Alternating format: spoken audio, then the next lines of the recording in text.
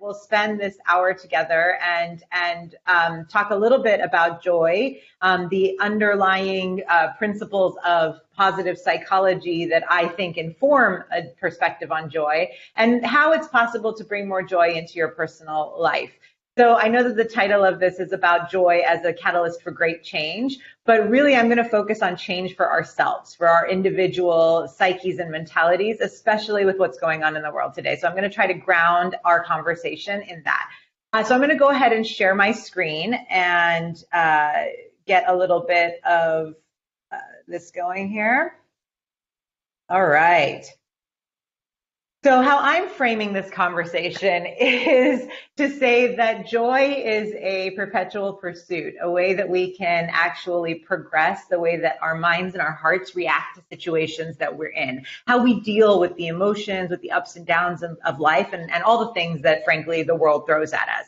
And in this context, joy is in particular extremely hard, but vitally necessary. The world today is demanding it and demanding it of us on an individual daily basis. And it is exhausting to think about how I can bring more and more of that joy into my day-to-day life. So I'm going to try to help hone in on some things, practical things that we can all individually do to embrace that, and some of the science behind it. So I'll tell you a little bit about myself first. For those who weren't with us last year, my company, the company that I started about 10 years ago, is called SoulPancake. And the mission of SoulPancake was to create uplifting, inspiring content about the human experience. We focused primarily on digital and television content, but it was really, the idea was to inspire people through it. And I founded the company with this very weird dude, Rainn Wilson, the actor that you might recognize from The Office. And when Rainn was getting well known for The Office, he just decided, you know what, I want to create something positive in the world. I want to do something that'll uplift people and inspire them.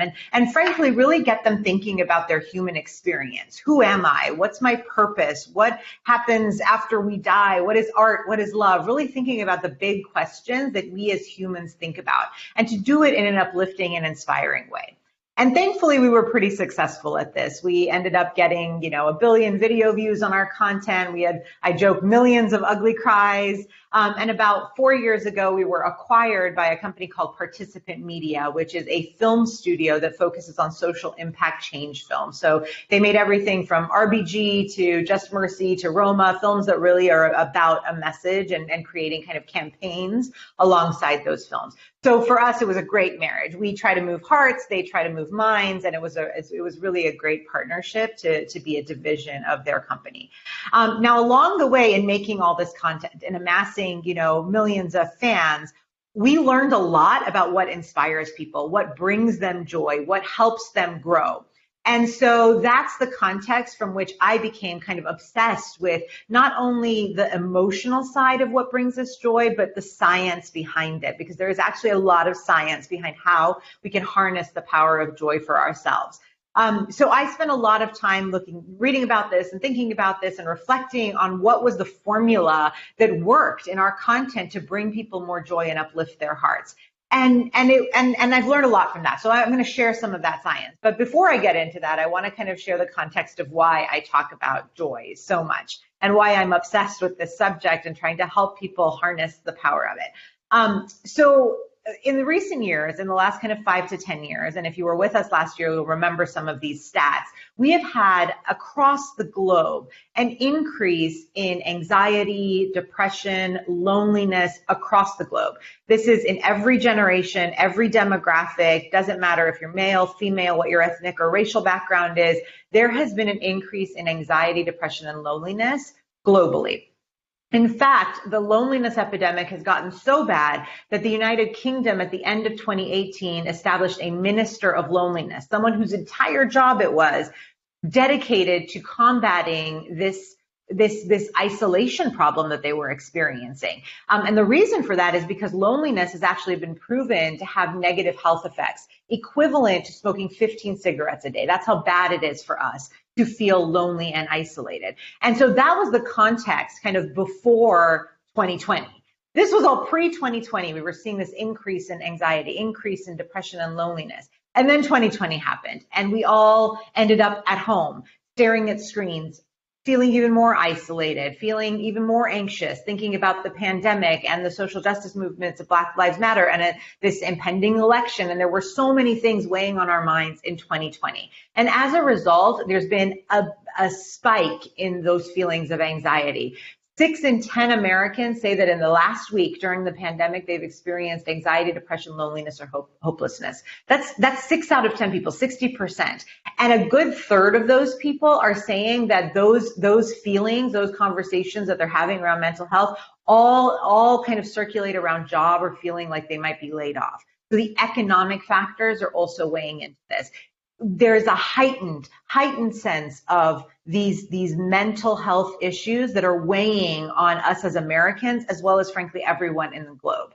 And so as a result, in that context, when we're looking at what's happening in the world in 2020 and frankly, into 2021, watching what happened on Tuesday in the Capitol it felt like I was watching an alternative universe kind of unfold in front of me. And those things create anxiety in us. And that capitalizes upon itself, because when we don't have a chance or an opportunity to reset our brains, to harness the power of joy, it can build up and accumulate inside of our brains. So in that context, I genuinely believe, I said this last year, I will still say it, joy is an act of rebellion. Intentionally choosing to bring more joy into your life and to harness joy is incredibly powerful. It can be a real catalyst for change and for growth. Now, I want to talk about what I think joy is and what I think joy isn't, because I think a lot of people have misconceptions about what it is and what it isn't. So I want to first say that joy is not happiness. A lot of people, when I say, oh, I talk about joy and I'm obsessed with the subject of joy, they say, oh, so you're just focused on being happy all the time? And I'm like, no, not at all. Happiness is actually an emotion. It's very much like anger or sadness or frustration. It comes and it goes. So, I'm on the West Coast, and, anytime an In-N-Out opens on a street corner near you, you're happy for a little bit because you're like, oh, score, the best burgers in town are now 5 minutes away.